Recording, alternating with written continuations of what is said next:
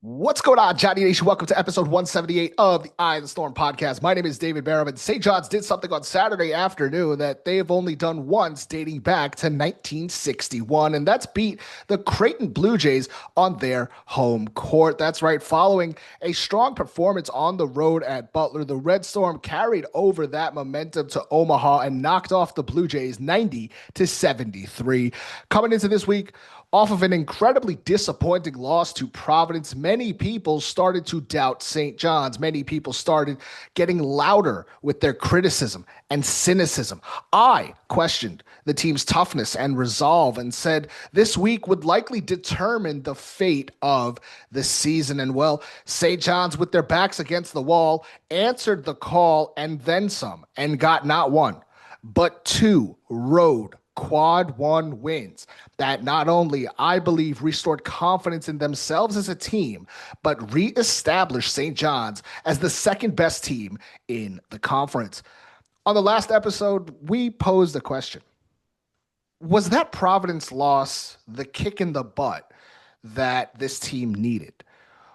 Was it that one loss that comes out of nowhere, a game you should have won, a game that makes you question what you're made of, a game that makes the coaching staff dig in and work to figure out what's not working even more? And in turn, you pick yourself up off the proverbial mat and start throwing haymakers. Well, that's what this week was. The win against Butler was that counter straight left jab that stuns your opposition. And the 17-point drubbing of Creighton was the uppercut that made everybody in the crowd go ooh and ah, as a stark reminder of the St. John's talent that is on this team and what they are capable of. Justin Kramer is here with me. We're matching again, wearing the black because, well, this time it's on purpose. But like the St. John's rotation the last two games, if it ain't broke, don't fix it. We're going to ride the superstition all the way to the promised land. Whatever works, let's keep it rolling. The Johnnies get back-to-back road wins. The Johnnies have, in my opinion, their best offensive half of the season, dropping 52 points to start the game. And most of all, not taking their foot off that gas pedal until 0-0-0 showed on the clock, Justin. So after the Butler game, we took one small step back off the ledge. I think it's time to take another step back off the ledge. Listen, there's a lot of work to be done, and the season is going to take a lot of turns between now and hopefully April. But the reality is, this was their best performance of the season, and it was not even close as far as I'm concerned. The black is going to be worn from now until they lose a game. I think at this point that's obvious. But as I sit here and I talk to you, I actually have a smile on my face for the first time this Yeah, season because there's something that we haven't had since the beginning of the year, and that's hope. that's true. I think, hope's a dangerous word. Hope's a fickle word with St. John's and the fan base. It's funny. For many years, go into the season every single year, right? Opposing fan bases have always dragged St. John's fans because we always have thought that we were going to be better than they were and always have this unbridled hope. I guess that's just comes with being a fan, but man, for so many years, that hope has turned into just absolute nothing very quickly into the season. And, this year, the expectations are so high and the wins in the non-conference were few and far between as far as the big games go. And now, a week like this happens and you got people talking about, oh, well, St. John's fans are back and are back on the bandwagon. It's like, well, you got to be realistic in how you're looking at this team. And when you lose a game like Providence, and you're going to hear Rick Pitino later on talk about it, there is doubt that starts to creep into your mind. There is, this questions of confidence. It's only natural. Rick Pitino said that wasn't a game that they should have lost, and that's what we were saying, and that's why as fans, and we're reacting to it after every single game. It makes it hard, and you again the expectations create this kind of atmosphere for us, and all you could do is play the schedule that's in front of you, right, Justin? There's nothing you could do to go backwards. Of course, you wish you could have beat Kentucky. Of course, you wish you could have beat Iowa State. Of course, you wish you could have beat Auburn. And, every night you're looking at the box scores and you're looking at the scores and you're watching games. And it's like, oh, Auburn just with a huge win on Saturday night. And then you see Alabama losing to Texas and you're like, ah, damn it. And then you see Iowa State's one of the only five teams that are still undefeated. And you're like, I wish we could have got that one. That's the roller coaster of the season. You can look back and be upset, and understandably so. We were, right. We talked about all of those losses and how hard we took them. But the other way to look at it is to look ahead and say road games in the Big East, even in a down year, are quality wins. At Butler is a quality win. At Creighton is a quality win. Next week, Villanova looms large. And when you play them on the road, that is a quality win. And so you can still stack quality wins. And maybe they're not, as I like to call them, lottery ticket games, a game against Iowa State or something like that. But they're quality wins that the committee is going to look at in March and say, this is a team that's battle tested. This is a team that's winning quad one games on the road time and time again. And that's why I say hope. But again, when I look back to last year, they were racking up wins and I almost didn't believe it. It was one of those like pinch me moments. So we really winning all these games. And so I think we got a dose of reality early on when a top five team was losing games that arguably they should have won, or at least, won a handful of those games. And so I am back to that. Let's just take it one game at a time. Let's take care of the games we need to, like Marquette coming up this week. And then you have these opportunities to really help your resume later next week when we go to Philly.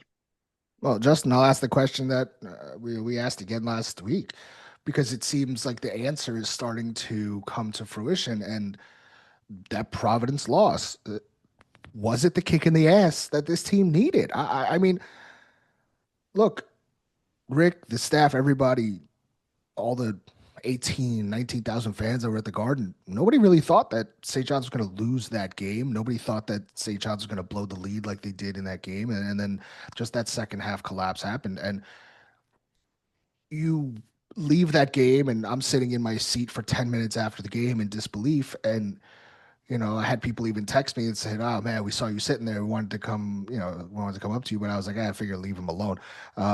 Like a weird rabid dog, just kind of people see in the.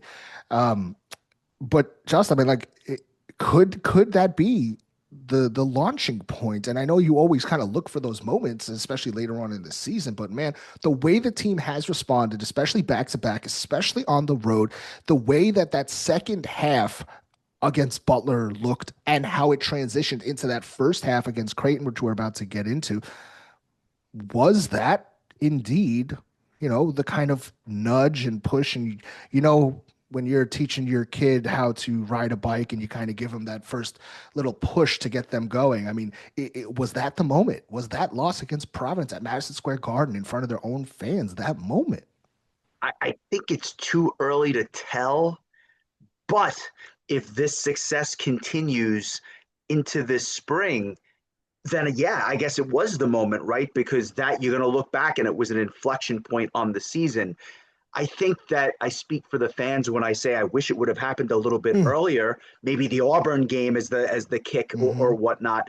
But honestly, I think we caught Alabama on a really, really good night. I think we caught Kentucky on a night when they were not losing that game and got in healthy. Atlanta. And I think you can make the same argument that Auburn's a really good basketball team. And listen, the Iowa State game got away, but the one game that I really had a big issue with was the Providence game. They had no business losing that game. I echo Rick's sentiments there. But if that proves to be the catalyst which drives this team into the next gear, I'm okay with it. I mean, we talked offline. Kentucky faithful laughed, saying that Rick Pitino has the uncanny ability to lose that one game that makes you scratch your head. That was a Providence game. We had no business losing that game. But if that means we are now a buzzsaw going into the Big East, all right. So we lost a bad game, and then we won a lot of games that are quality wins. Well, the quality win in Omaha on Saturday afternoons was thanks to, in my opinion, and I saw a lot of people echo these sentiments, the best half offensively that St. John's has played this season. And it's more than just points being scored. It's how these players were utilized and how they looked. Justin, the game starts and Creighton can't miss. I mean, they start 7 of 13 from the floor. Both teams were kind of, taking shots back and forth, but man, Creighton was hitting threes. They started 6 of 10, I believe, from three. And on the road, historically, we've seen that kind of buries St. John's right out of the gate. But man, this team has been resilient, especially the last two games. Darling and Lefty go back to back on triples, and we're going to talk about everybody specifically in a bit, but this first half is super important. Darling and Lefty go back to back on triples. Mitchell makes two free throws. St. John's goes on a 14-2 run and takes a 7-point lead. It was 32-25. In my opinion, that was a really important part of the half and kind of the catapult for St. John's because it was back and forth. They kind of withstanded the Creighton punch. And from then on, it was takeoff time. The Johnnies ended up finishing the half on a 32-11 run. And it was thanks to Lefty. It was thanks to Darling. It was thanks to Mitchell. Um, and it was important. I will get to the specifics here in a bit, but man, that offense was unbelievable in the first half. The way that they looked, it was obvious that Creighton's game plan was to try and take Zuby away, it seemed like, because anytime Zuby got the ball, he got doubled. And the way that they were doubling him is that they were not just bringing a guy over, but they were blitzing him. And so they were rushing to him to kind of try to get him to make a mistake. And what he deserves so much credit for is not only did Zuby not panic, but man, did he find that open man.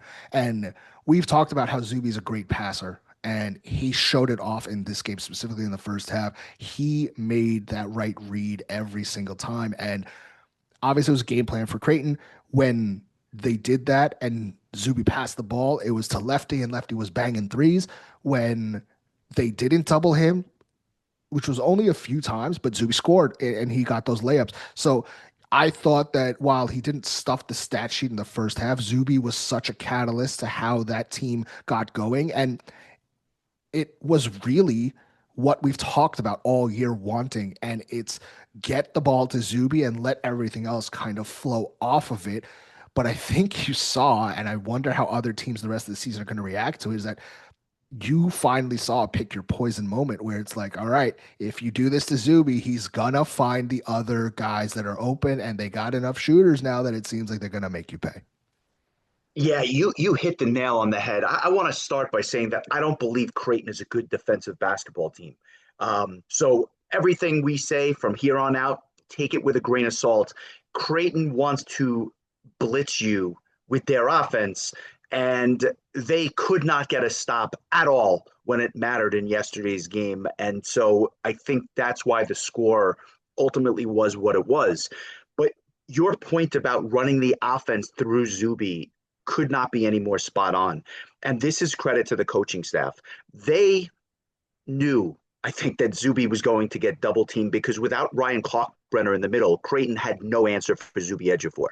And so their best formula for success, if you're Creighton, is to double Zuby so that he doesn't beat you inside and hope that they either don't find the open man or that they miss a ton of threes.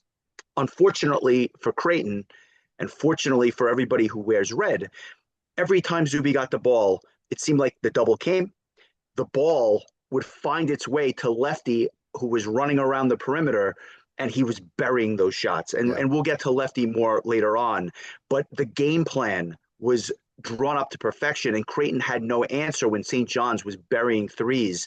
And at the end of the day, I think it was not McDermott's a great coach, but he just knows what the limitations of his basketball team are. So I don't know that he would do something differently if they were playing the game today, but St. John's took full advantage.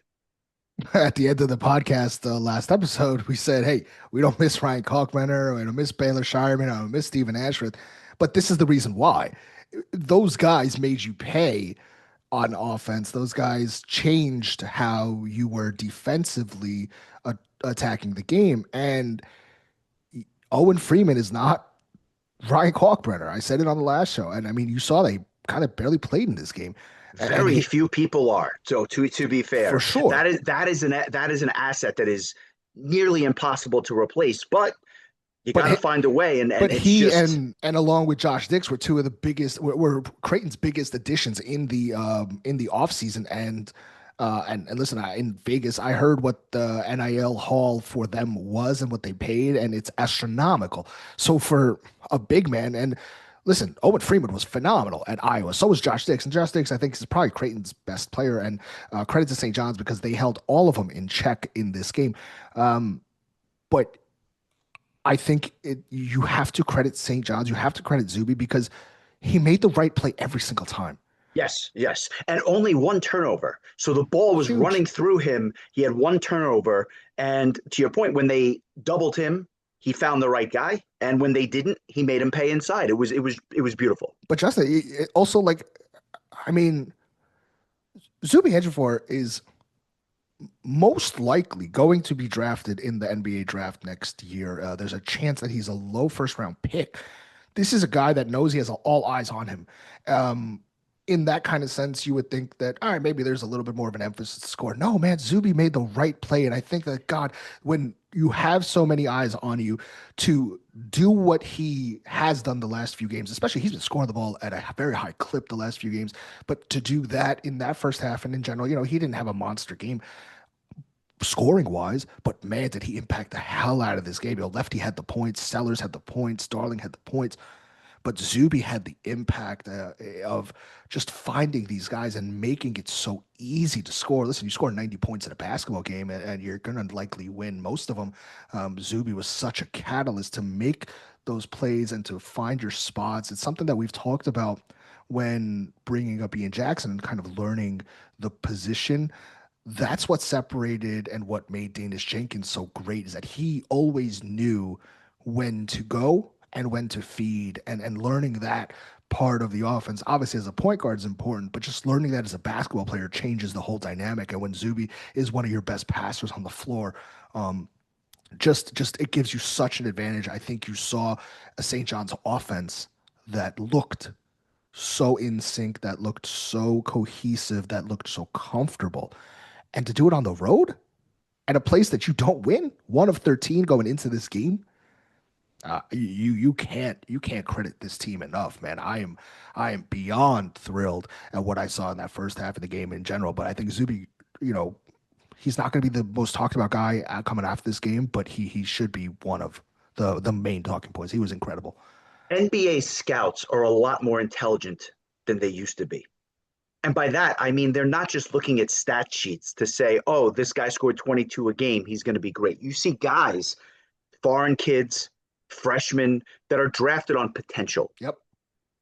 Zuby Ejiofor showed you that yesterday. The fact that he only, and I say that with a bit tongue in cheek, the fact that he only had 12 points is not going to make a scout say he's not ready for the NBA. The reality is they double teamed him and he made the right play every single time, only turning it over once. That is a scout's dream because if Zuby Ejiofor wasn't double teamed, he probably would have had 28 points and 10 rebounds, right? So he made everything, he did everything he had to do to have this team not only win, but win in impressive fashion. And I'll say this about Creighton. There was a stretch in the first half. They were up by 7. It was 32-25. And Creighton was hitting every 3-point shot or so it felt like. And yet St. John's was in the game. Yeah. And I said to myself, this has the makings of a blowout because I didn't think Creighton was going to shoot 60% from 3 for the game. They didn't. They shot a very, very respectable 38.5%, but they had no answer for St. John's on the offensive side of the court. St. John's was running their offense very fluidly. They had no answer for St. John's on the glass. They were getting every defensive rebound, and they had no answer for the way the St. John's moved the ball, which is exactly what Rick Pitino wants to see.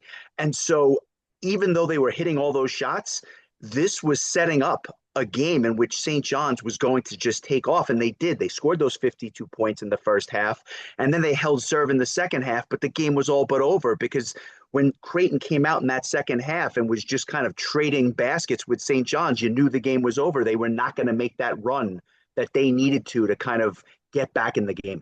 Justin, everything you just said kind of reminds me of what we said at the end of the Butler game of the first half, because when St. John's tied the game against Butler in that first half on that Ruben Prey three, we said, hey, Butler should be up by a good amount in this game, given how they shot it and they were tied.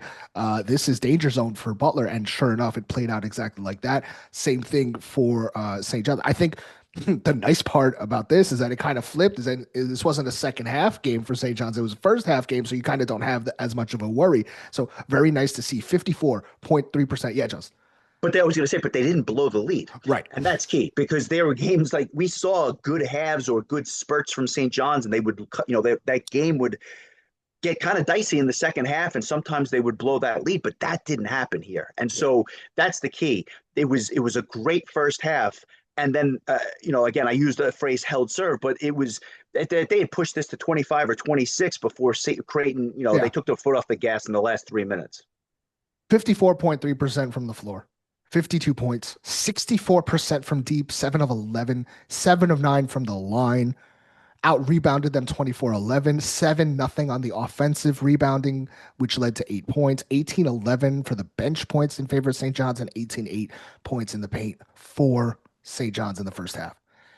But look at Creighton, right? Yeah. Creighton shoots 46% from the field, very good. 38.5% from three, very good. 85% from the free throw line, fantastic. They lose by 17 at home.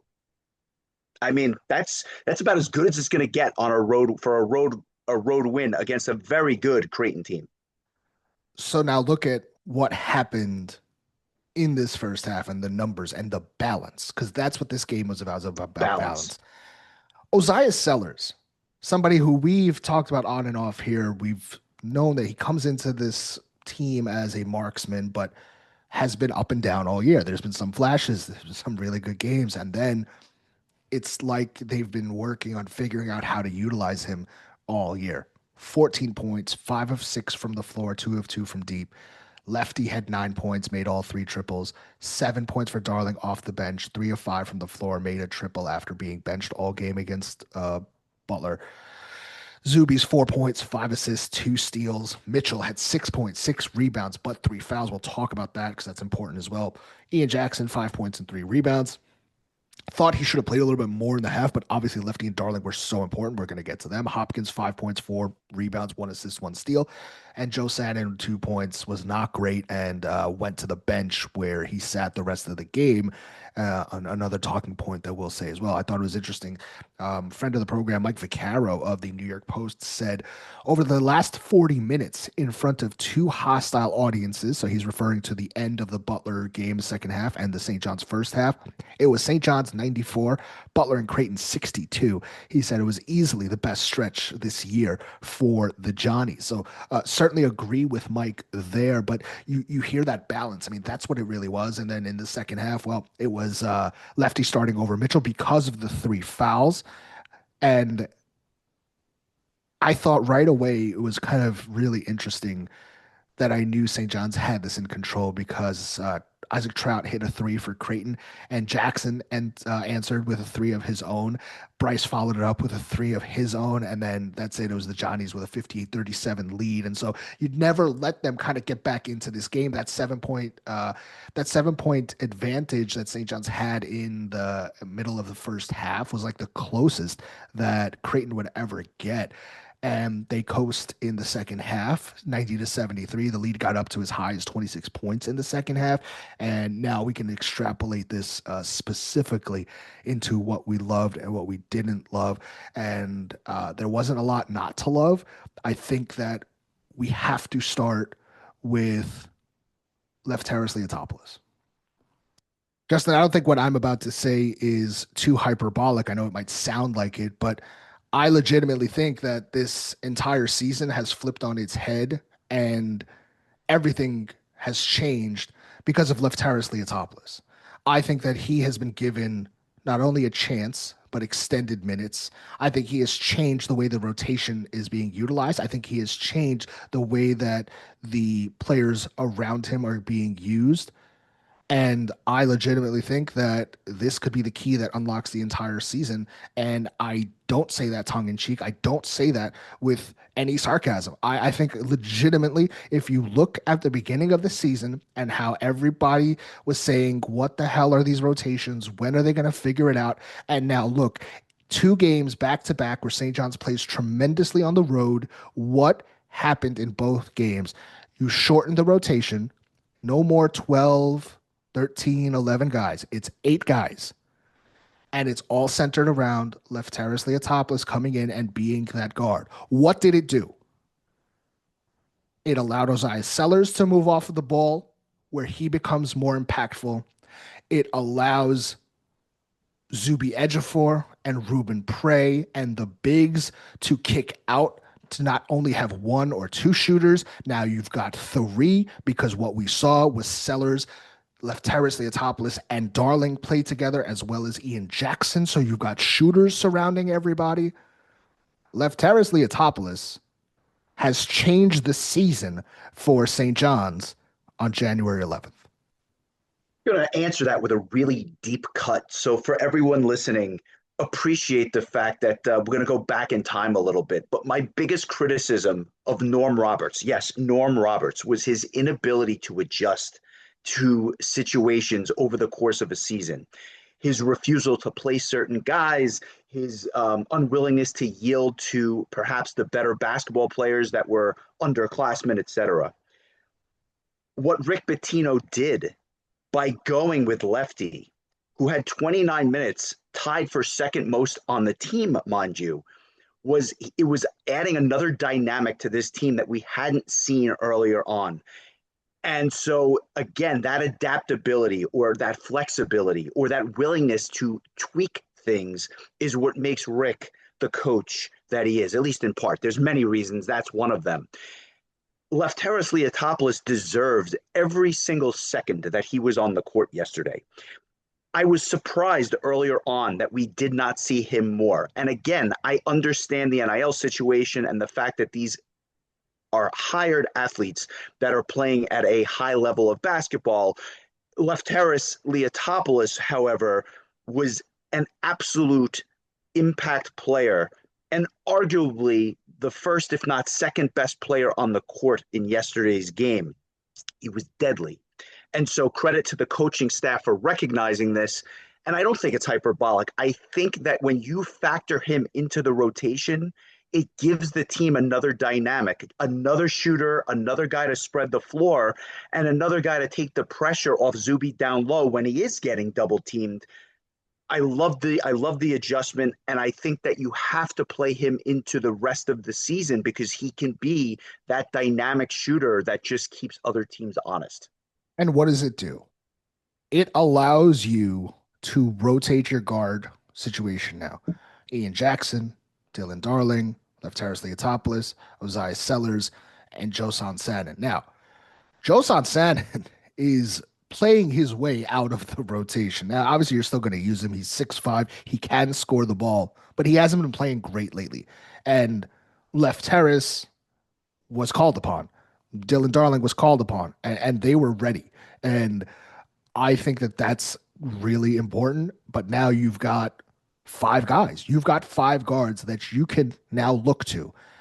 And when they are shooting the 3, the way that they are with Sellers and Darling and that arc that Rick Pitino has been working on and Lefty's dynamic scoring, I'll tell you guys this, like going into the season in practice, I was told over and over and over again that this high NIL group that's being brought in, and Ozias Sellers is obviously phenomenal. The best 3-point shooter on the team all summer was Lefteris Leotopoulos. And Sellers was right there with him. But it was Lefty. So he finally gets his chance. And like, think about it. Why did Rick maybe not play Lefty this whole time? It's defense. His defense is still not great, and you're going to hear him talk about it. And Rick even jokes about it. But man, what he gives you on offense, the weapon, and he's not scared to put the ball on the floor and kind of take it to the rim. That's the other thing. And what we talked about a few games ago was that the guards kind of accepting contact. Lefty will go in there and take a bang. And so now you start thinking, does that have to do with Lefty's experience playing with the Greek national team, his experience playing with pros overseas? You're looking for answers, but man, this is how a player develops. This is another credit to what happens when you stick with a program, what you stick with development, what you stick with a system, you reap benefits. I think Lefty is the absolute most perfect person that you can talk about it, given how things have played out over the last, 80 or so game minutes of St. John's basketball. You talked about tightening up the rotation and limiting it to 8 guys and not going 12 deep.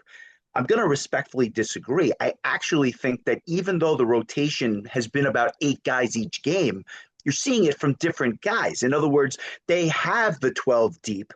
They're just not playing 12 deep every game. And so depending on matchups or who's hot, they're riding the hot hand and going with that, right? Yeah, and but he's not throwing in Io anymore. He's not throwing in Odie. He's not throwing no, in and he's pulling back on minutes for other guys. So but like it's still 8 guys that your nucleus. I mean, well, the yeah, the but difference between Butler and Creighton was Darling. That was the biggest difference. I think But that's a but big difference. And right, Sanin not getting the minutes in right. this game. So again, I think that you're playing 8 guys major minutes, which I think is a winning formula. But you're not playing guys 37 minutes like last year, and you're also spreading it out depending on the match. Again, Darling being the great Yeah. equalizer. You're seeing Mitchell get a lot of minutes when he's not in foul trouble in a Yeah. game like this, where Pitino even said, right, and we'll listen to the clip later. We're a better basketball team when Dylan Mitchell is on the Mhm. floor, full stop. And so I think you're going to see these rotations change and kind of weave in and out throughout the rest of the year. But I agree with you. You're not going to see a 12 guys playing in every game. You're Yeah. going to probably condense it to 8 or 9. St. John's shoots 12 of 23 from deep, 52% compared to Creighton's 38. Creighton started 6 of 10 and was 4 of 16 the rest of the way. Lefty made 5. Darling, Sellers, Jackson have 2, and Hopkins had the other. Justin, something else that you talked about in the last game is the 5 turnovers against Butler, only 6 against Creighton. It's a recipe to win. It's simply the recipe to win. And, the Glass 39-26 out rebounded Creighton, 12-2 on the offensive board, scored 10 second chance points, and outscored him in the paint 34-24. Clinic for Rick Pitino, because these are all of the things that Rick Pitino wants to see, specifically limiting the number of turnovers and beating teams on the boards, both on the offensive and defensive glass. And that's what we saw. Now you got to keep it up going forward. But as we look at this game, there was not one point where I said this team was going to hurt us inside. You knew that they could hit threes, and they did.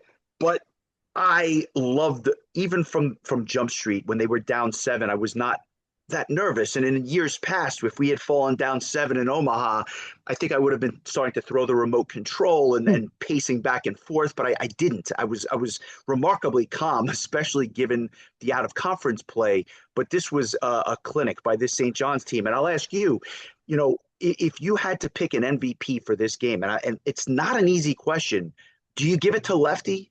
Do you give it to Sellers? Do you give it to Zuby? Where do you go? Because you hit the nail on the head, balance. This was a balanced performance, and you could point to 4 or 5 guys that were kind of the catalyst for this one. Yeah, man. Like Dylan Mitchell is so important to everything that they do. I think he's so impactful. I think that the 3 fouls really hurt St. John's, especially because he picked up 2 back to back. But I mean, my MVP's got to be Lefty. Lefty made the big shots. They trusted him in the spots. Zuby trusted him to be in the right moments, and I think And 4 rebounds. yeah, Let's not that's forget huge that. I too. mean, Mhm. that he this we had killed the guards earlier this year for Yes. not rebounding the basketball. Sellers had 6 boards. Lefty had 4 boards. Uh, Jackson had 3 and he only played 23 minutes. Mm-hmm. That's good. And Darling, contributed as well, and but just about every facet except the boards. But this team rebounded the basketball, and those guards attacked the glass, which was part of the reason for the success.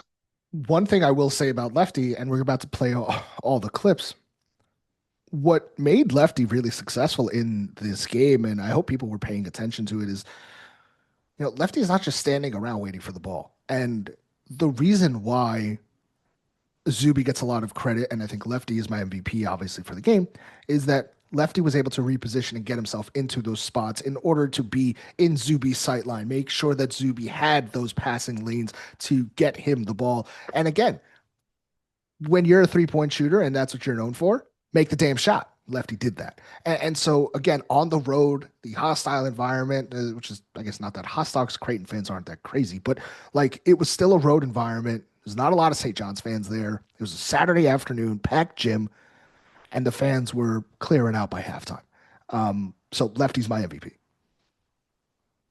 I agree with you, but I guess I asked the question because I don't think it's a slam dunk. I agree with you. I could give it that's to a testament to that balance. Like Ozias Sellers had a hell of a game. Like we said, Zuby Ejiofor was kind of the catalyst for making things happen, and those 6 assists would just go to show how heady of a game he had. But I'd be remiss not to shout out Ruben Prey, because what I'm going to talk about is not in the stat sheet. The guy played 12 minutes. He only took 1 shot. He missed it. He had 4 boards, but he had 2 absolutely critical blocks at junctures where St. John's needed a stop. If Creighton was going to come back in the game, it was at that moment, and Ruben Prey just clamped down, put up a block, and it led to offense on the other ends in transition. Ruben Prey quietly had a fantastic game in his role as the 4th big on this team. I don't want to jump ahead here, but what Prey did in this game was kind of Dylan Mitchell-esque in the sense of impacting the game without it being fully in the stat sheet, even though Mitchell had a pretty solid stat sheet game. So did Darling, and even though Darling had the numbers, because what Dylan Darling needs to get credit for is his defense on the perimeter in this game. There were multiple times in the first and second half when Dylan Darling was out there for an extended period of time, and we have talked about the poor defense by Lefty and Darling, and I thought both of them were very, very good defensively for certain stretches that really forced Creighton into deep shot clock possessions, poor shots, quick shots. Huge credit to both of them. So all of this goes to say that I think things are starting to get very clear with who Rick is trusting. To do this on the road is very, very telling. And Rick said, we're not going to panic after the Providence loss. That's what he told this team. That's what the message was. And it's funny because he says, the media is going to react to every moment. The fans are going to react to everything day by day. That's what we do. And we catch some heat for that because, there's this holier than thou subsection of people that think that you should let things play out before you start talking about it or have opinions or emotions about it. And well, that's not what we're going to do. So the fact is that, when you're a coach, you got to think differently. You got to talk differently to your players. You can't show that emotion. So it was, hey, don't panic. Here's Rick. Well, when I talked to them, I said, and don't take this the wrong way, I said the media reacts by the hour because that's their job. Their job is not to write about what they saw and what's coming up. So I said the fans are going to react to that day. I said, but there's no panic with us. We know. I said, you're not a whole lot different than last year's team in terms of where we were. Now, was the Providence game a bad loss? Yes. And did Providence have a bad loss against UConn being up? Yes. Did Creighton have a bad loss being up 16 at Villanova? Yes. It happens in basketball. But I said, we have no panic. I said, I am not unhappy with one person on this basketball team. You're great guys. You practice hard. You play hard. You made some really bad plays down the stretch defensively, and it cost us the game. So we learn and we move on. So I just was very calm with them and said, look, I'm not wavering one bit. I know who you are. I know what you're all about. Justin, was there panic? I mean, I think within the fan base, I think there certainly was. I think there was a bunch of people saying, You think? yeah, right. We're talking about ledges. We're talking backs to the wall. We're talking screaming, yelling our heads off. I'm going on rants left and right. I guess Rick got it right. He knows what buttons to push. That is another thing that distinguishes Rick Pitino from other basketball coaches. He knows when to get in their faces and yell and scream. He knows when to say, you know what, we're fine. Just keep playing hard and he knows kind of what levers to hit when. And I was almost shocked by how calm and tranquil he was because everyone else was freaking out. But again, you got to trust the process, as they say. And I think that where we stand now in the middle of January is a far cry from where we stood when they lost to Providence on their home floor. And so, let the good times roll, I guess, but trust that this staff will have the team in the position to win basketball games down the stretch. Here's Rick on Lefty and Darling and their performances the last two games, what it's meant, how Darling responded after Butler and their meeting of him not playing, and what it means to the entire team. Well, obviously, I'm extremely pleased with tonight's performance. Last couple of games has been an incredible team effort. And here's two guys that really are indicative of a team. I was just telling the guys in the locker room, Lefty wants to play as much as anyone, and he doesn't complain. He knows where his weaknesses, where they have to get better. He never complains. He just keeps working hard. He knows how much confidence I have in him, and he's playing great right now. Dylan didn't play a minute, and during this generation, what's the chances of a player sulking, coming to see the coach, how come I didn't play? He came in my office, we talked, and he said, I didn't deserve to play the way I've been playing. I said, well, you got to get back to the way you were when you first came here, a little junkyard dog. And he did tonight. He played great, but it just shows you the attitude and the character we put together on this basketball team. These two guys are indicative of what team is all about. I'm real proud of both of them. Justin, I mean, credit to Dylan Darling, credit to Lefty, just being ready and making the most of your opportunity. I think that's what it is with Lefty, specifically the team trusting these guys. And you heard Lefty say, you're about to hear Lefty say about Dylan Darling that he just had really good practice following it. And let's actually take a listen here to Dylan Darling, who in this game really, really showed what the epitome of, if you stay ready, you don't have to get ready because they're going to call on you for 19 minutes and you're going to go 4 of 7 from the floor, score 11 points, and play some solid defense. And it's gonna matter, and it's gonna show up for everybody on the floor. So here's Dylan Darling on his mindset and what he changed kind of in practice and going into the Creighton game after not playing against Butler. I mean, there's just no time to sulk and complain about it.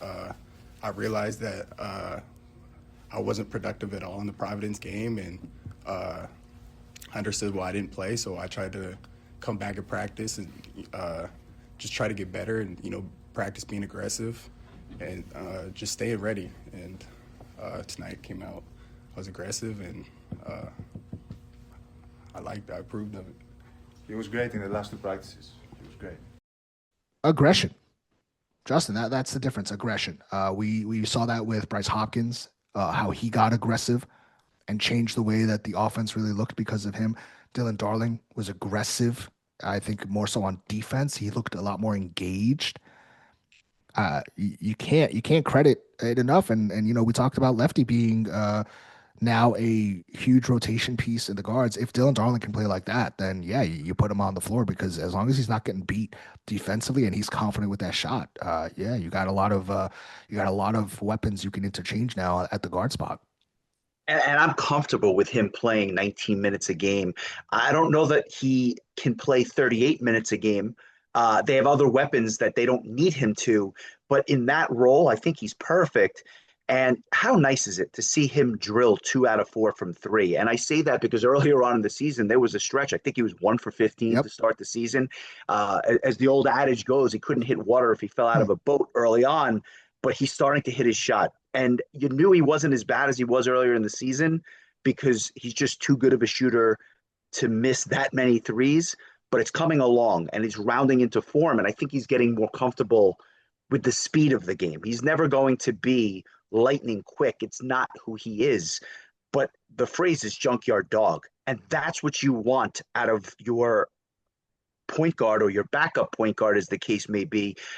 If he brings that junkyard dog mentality to this team, the edge, the same thing that Ruben Prey does off the bench, you're bringing in guys off the bench that are going to bring that toughness, that resiliency, and that they're not going to give up the lead, but they're actually going to extend it when they come into the game. That's a winning formula.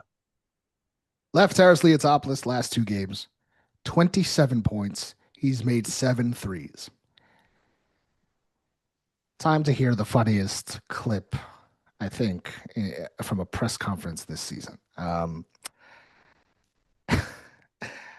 Here's Rick Pitino and Lefteris Leotopoulos talking about Lefty being ready and knowing he has to be better defensively.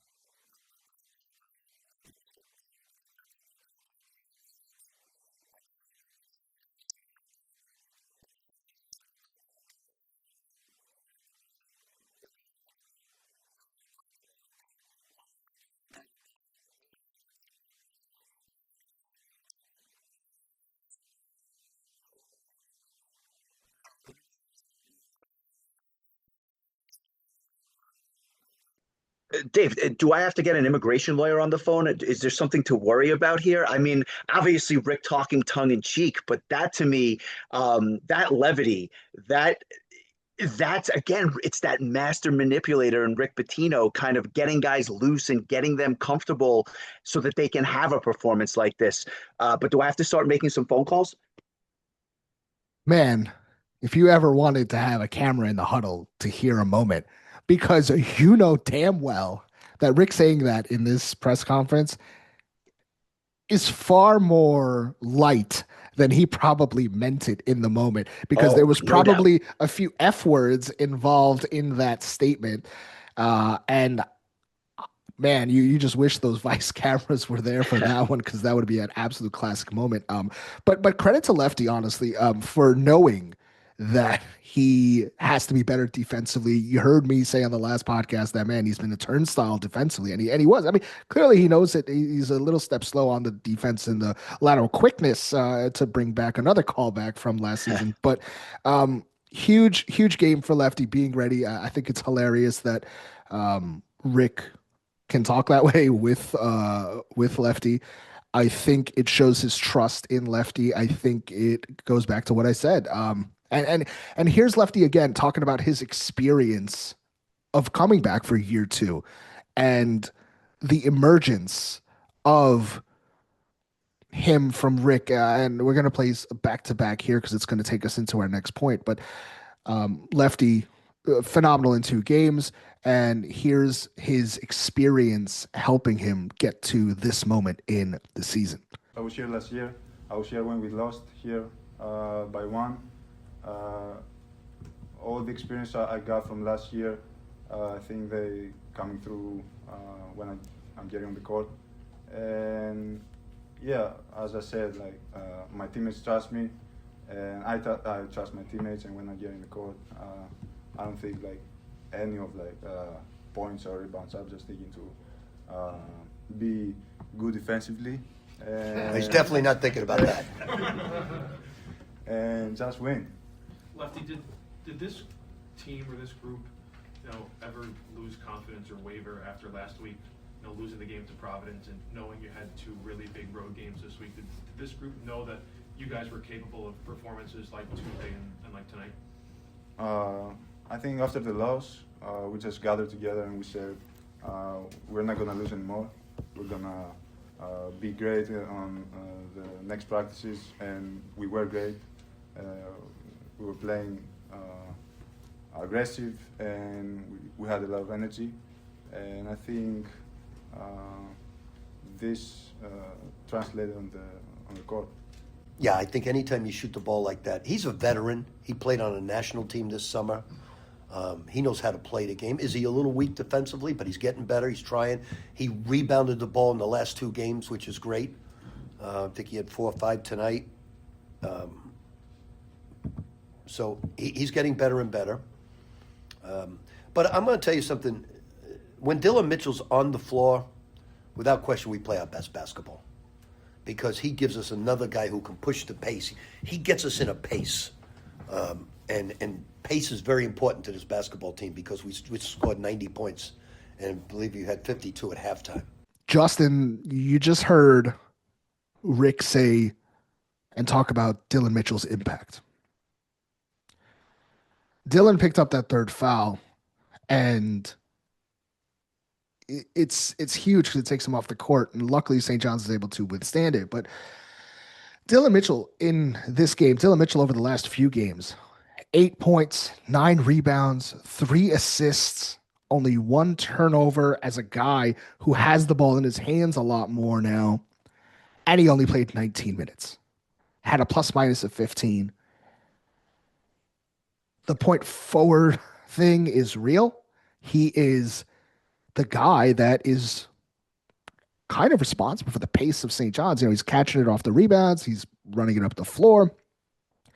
That one charge that he took was a little frustrating because you kind of saw that charge coming from a mile away. He was like a bull in a China shop. Like it looked like he was going to try to take off from like the free throw line. You just knew that was coming. So I know as a staff, like you got to be frustrated. You wish that he kind of kicked that out, but he's so vital to what St. John's can do. And yeah, he might not score 20 points or 18 points like he did, I think, in the first game of the season, but he does so many other things really, really well that unlocks so much for St. John's, especially when their guards are playing and shooting the way that they are. He is such a fascinating player to watch, and it adds a dimension to this team that not many teams have, which is a guy who can grab a rebound and be up the floor as fast as a lot of guards are without having any concern that his pocket is going to get picked. I mean, he moves so well both with and without the ball that is the reason he was a McDonald's All-American and a 5-star prospect coming out of school, because his athleticism and his skills are just unparalleled. And you know, they are a better team with him on the floor because they can get putbacks and they can get buckets and they can get the steals because of his length. You know, I did see that charge coming from a mile away. I couldn't criticize the ref for not calling the block. I mean, it was obvious what that call was. But at the end of the day, he was such a dynamic force in so many games, in the sense that you don't know what he's going to do. Is he going to block 4 shots? Is he going to grab 9 rebounds? Is he going to score 20 points? You just he's a pleasure to watch, and they're a better team when he is on the floor. What are your thoughts on Sellers playing alongside Darling and Lefty, kind of having the 3 guards? You know, coming into this game, we talked a lot about the 3 bigs playing together. They started again. It was the same starting lineup. This game, we saw the 3 guards playing together because of foul trouble to Dylan Mitchell. But it really worked out. So you do have then Rubin and Zuby and Hopkins more on the floor with the 3 guards. How did you like that? Ozai Sellers in this game, just phenomenal. 6 of 11 from the floor, 16 points, made 2 triples, hit both of his free throws. Again, the rebounds, like you mentioned, 4 rebounds, and it's 6 rebounds, 5 assists, 1 steal in 33 minutes. Just another great performance from him, and I think he really benefited from the other guards on the floor or surrounding him. You know, when they tried to make him the point guard, I'm not saying he can't be a point guard. What I'm saying is he plays better off the ball because he's a shooter. He's an assassin, and he does it not just from three, but he's got a great mid range game as well, almost reminiscent of a Kadari Richmond in his ability to get inside the arc and hit baskets. You know, kind of the long two or the mid range shot. But by having the bigs on the floor and allowing for, I think, spacing with the guards, whether it be two or three out there at a given time. Oziah Sellers off the ball is when he's had his best games of the year, and I think that is where he needs to play. Ian Jackson didn't play a lot, but credit to him. In his 23 minutes, he went 4 for 8 from the field, hit his 2 threes, had 3 rebounds, like I mentioned earlier, and only 1 turnover. And oh yeah, he blocked a shot. I thought Ian Jackson had a very good game, and he's trying on defense. So to answer your question directly, yeah, Sellers was phenomenal yesterday. And when he plays off the ball, his ability to move, much like Lefty, just allows for that offense to flow and allows the ball to go around the perimeter. But I think that leads to another question, and that is, you know, Josan Sanin was brought here to play huge minutes. He was brought here to be a scorer and to, you know, correct me if I'm wrong. I think you said he was going to lead the team in offense. Thought so. When we talked before the season happened. And I'm not saying it was a crazy prediction. I think a lot of people might have agreed with you. What is going on for him right now? He picked up 2 quick fouls, 1 for 4 from the field, and he looked just a little bit lost out there in the 7 minutes that he was out on the floor. What do you think's going on for him right now? Well, I think in the Butler game and in the Creighton game, he was focused on one thing, and that was kind of scoring the ball. And his defense has really taken a step back. It really hasn't taken a step forward at all, either all season, and that's hurting him. He can't stay on the floor. You're not going to stay on the floor if you can't play defense. And I think that's what you're seeing. He's a liability on the court defensively right now. When you're 6'5" and hyper athletic, you shouldn't be. I think you've seen Ian Jackson really dig in on the defensive end, and I think that he's been light years better than he was at the start of the season. I think Ian Jackson deserves a lot of credit defensively and how he's matured in that role. Josan Sanin has kind of gone the other way, and I think that's directly reflecting his lack of playing time. I think you're seeing the fouls tick up because you're playing defense with your hands. And that's where we're at right now. And the 8-man rotation that I'm talking about is essentially the way that it is because Sanin is on the bench. And, you know, Sanin played just 7 minutes in this game. So what can you do in those 7 minutes? And when you're -4 on a plus minus in 7 minutes with 2 fouls, it's hard to trust you. So he's got a lot of work to do to, I think, get back into the good graces of the rotation and certainly the fans. I don't disagree with you. One positive that I took, and this is, again, I guess, trying to find a positive where there wasn't much positive at all from Sanin's game yesterday. There was one point where they went on a run. The camera actually went to the bench, and Sanin was up there cheering, and he was involved. And I say that because I think that if he was there and sulking, I think that would have been a really bad look. Sure. But he was into it and he was engaged.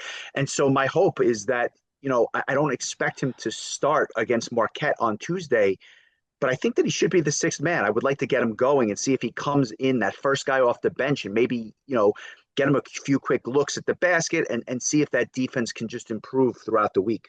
Justin, St. John's came into the week 9-5. They are leaving the week 11-5, 4-1 in the Big East, tied for second place in the Big East. St. John's, through 5 conference games, is leading the league in 3-point shooting at 41%. They are number 1 in both turning over their opponent and protecting the ball themselves. They boast the best offense in the conference from an efficiency standpoint as well. And so, Justin, if you're online, you know that there's this meme of an old man clutching his chest, falling over, and telling someone who approaches him to get an ambulance, but then he pulls out a gun and says, "But not for me." And that's kind of what this 2-game winning streak, I think, has done. And it's St. John's kind of putting themselves back on the map St. John's putting themselves back into the conversation nationally, certainly in this Big East of everybody that tried to bury them. You got to kind of pull back a little bit. I think everybody is saying that these 2 road wins is very, very important. I think they played phenomenally in these 2 games. An amazing second half against Butler, an amazing first half against Creighton. Never letting them come back into this game.